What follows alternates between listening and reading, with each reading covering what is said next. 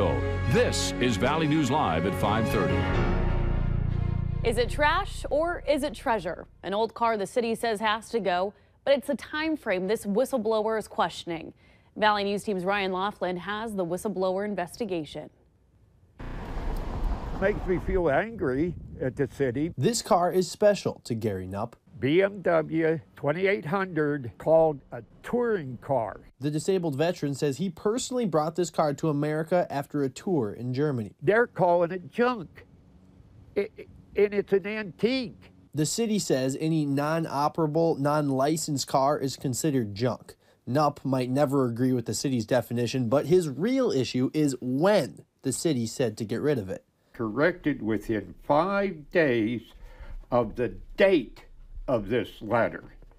Further action may be taken against you by the city of Grand Forks. The letter is signed September 28th. He didn't receive the letter until October 3rd, 5 days later. He was given no time to get rid of the car, so we went to the city. Grand Forks Public Health says they previously sent a notification on September 18th after a complaint was filed about junk in his yard.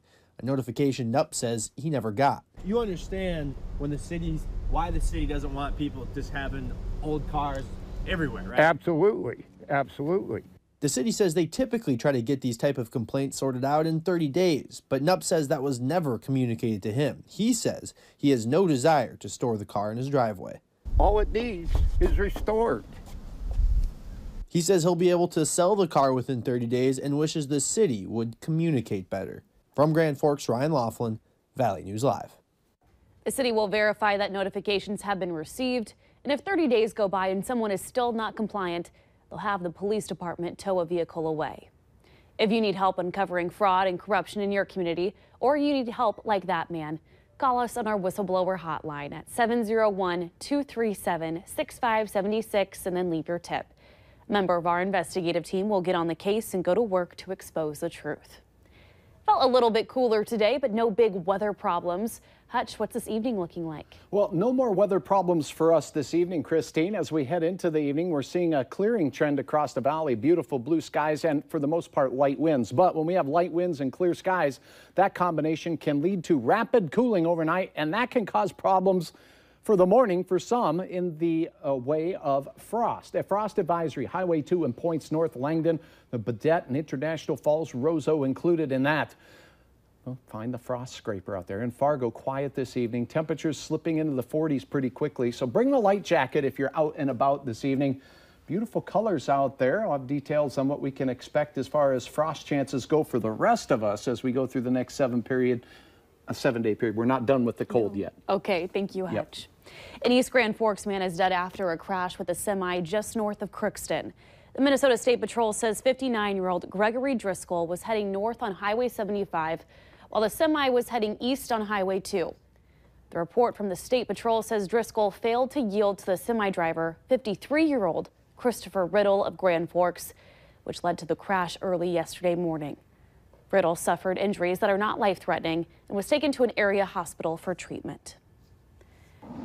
We're also following a developing story out of the Twin Cities tonight, where authorities say one person is dead after a small plane crash in Eden Prairie earlier today.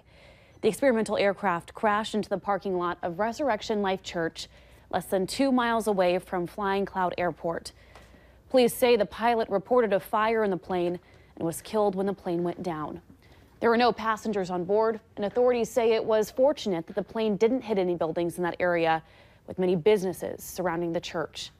The FAA and National Transportation Safety Board are investigating the crash. Police have now released body cam footage from officers dealing with the mass shooting in Las Vegas.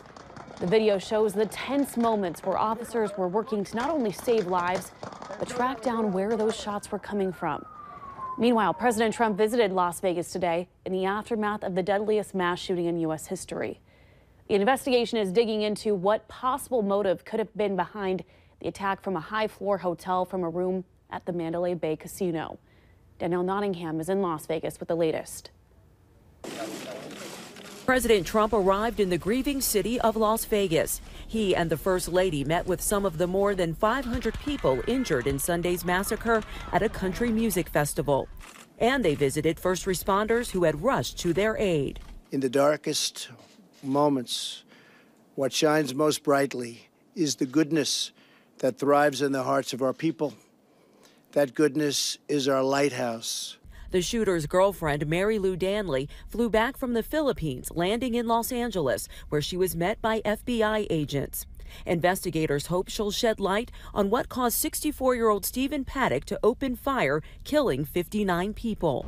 While Paddock's motive is still a mystery, the FBI says it's reconstructing his life and behavior, and investigators are looking at anyone who was in contact with him in the days before the shooting. FBI agents were visible through the smashed window of Paddock's hotel room at the Mandalay Bay Resort. Police found his body there, along with nearly 24 weapons and ammo. Near the hotel, people are returning to the scene to pick up belongings abandoned in the rush to safety.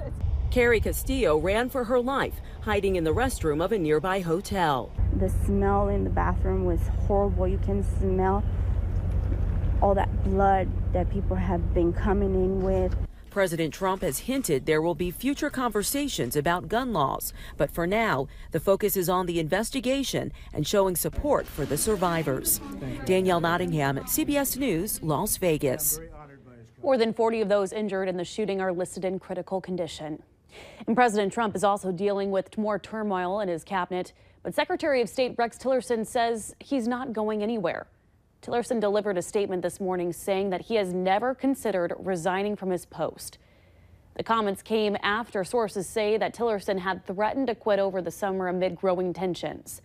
And after Tillerson reportedly referred to the president as a moron following a July meeting at the Pentagon. Tillerson declined to address whether he called President Trump a moron, only saying that he doesn't deal with that kind of petty nonsense. I'm not going to deal with petty stuff like that. I mean, this is what I don't understand about Washington. Again, I'm not from this place, but the places I come from, we don't deal with that kind of petty nonsense. And it is intended to do nothing but divide people. And I'm just not going to be part of this effort to divide this administration. President Trump responded to the report from NBC saying that the story was refuted by Tillerson and Vice President Pence. Trump also called for NBC to retract the story. The White House is seeking $29 billion in disaster aid packages to help hurricane victims. Almost $13 billion will be allocated for hurricane victims, and $16 billion will be set aside for debt forgiveness. The request is expected to be sent to Congress on Wednesday and would address two pressing needs. It would put pump money into the government-run flood insurance program, which is running out of cash to pay for claims from victims of Hurricane Harvey, Irma, and Maria. And at the same time, FEMA continues to spend money for disaster relief operations at a high rate and requires more money.